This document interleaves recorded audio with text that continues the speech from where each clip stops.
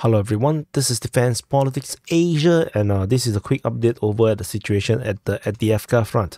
So this is Avdiivka city, and the Russian forces are supposedly still doing the Avdiivka offensive. So a quick update over the situation over here, because there's no sit rep today, so I'm going to do this quick update. The Russian forces are currently attacking Novokalynove, Berdychi, at Tonenke, Pervomaiske, and Nevelske. However, this initiative seems to be moving towards the Ukrainians right now, seemingly. The Ukrainians are counter-attacking over at Berdychi, Berdychi, Orlivka, Orlivka, Tonenke, and Pervomaiske. So, and particularly what is more astounding, I would say, is that at the Orlivka region, there is no reports of Russian attack. So it's mainly the Ukrainians are currently attacking.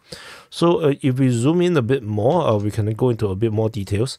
So at the Berdychi region, there is a geolocation by Crimean Caprice. This is dated to be recent. And this shows Ukrainian forces getting FPV drones by Russian forces at this position. So basically on this eastern part of Berdychi, and this invalidates the Russian claims that the Russians have taken the entire of Berdychi and was trying to push out of it. This claim is now somewhat invalidated. So because of this claim, if the Ukrainians are here, then there's no possibility that all this can be Russian. So these are now has a good chance to be under Ukrainian control, and the Russians are merely over here. So this basically makes the Ukrainian mapping accurate and the Russian mapping invalidated. And over at this tree line, there is also FPV drone attack on Ukrainian forces. So basically, I have basically decided to invalidate the Russian claims right now. So this is where the Russian lines currently are at Berdychi. And further in the south, this Orlivka is interesting because Russians have taken quite a big chunk of Orlivka, more than half of it, and there is no reports of Russian offensive right now at Orlivka. So the Ukrainians are currently on the counter-offensive. I think the Russians are now busy trying to hold back the Ukrainian counter-attack, and I think that is basically the main thing currently happening over at this Orlivka. So further south, and there is a geolocation south of Orlivka confirming the Russian forces have taken this position. So probably this is why this was considered to the Russians, which means that Deep State UA actually geolocates stuff very, very quickly and way more faster than what we can see in the public domain. So they must have quite a decent sized team helping them. Now over at Tonenke itself, Russian forces are clashing with the Ukrainians. So tentatively, we do not know what is the result. They are still fighting on. So on the outer edges, the outer pincers, the Russians are restarting their attack towards Novokalynove. This is something have not happened for some time already. And then there is clashes over at Pervomaiske and with the Russians pushing for Nevelske. So this is the outer flanks are not that important right now.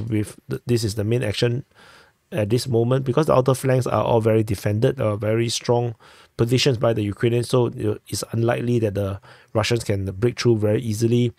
And in fact, now even this line over here that is supposed to be the weak line of the Ukrainians, is supposed to be the Ukrainian weak lines. The Russians are supposed to break through quickly, has not been able to do so, which means that the Ukrainians have time to reinforce and entrench themselves and fortify the rear positions. So yeah, so there is no more the opportunity for a breakthrough is now over. I think the window of opportunity for the Russians to make a quick break in the direction of Pokrovsk is gone.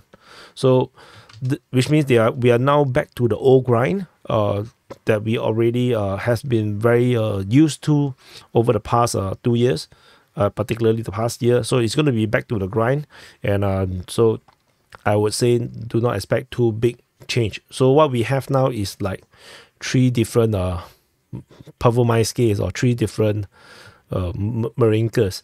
So this is probably going to be rather difficult, and I think the battle, if the longer the Russians cannot break through quickly and capture all these grounds and expand outside to create a buffer zone around these settlements, then the higher chance this will bog down into a Pervomaiske situation where everything is just so heavily entrenched and heavily mined and everything that movement forward will be just a drag.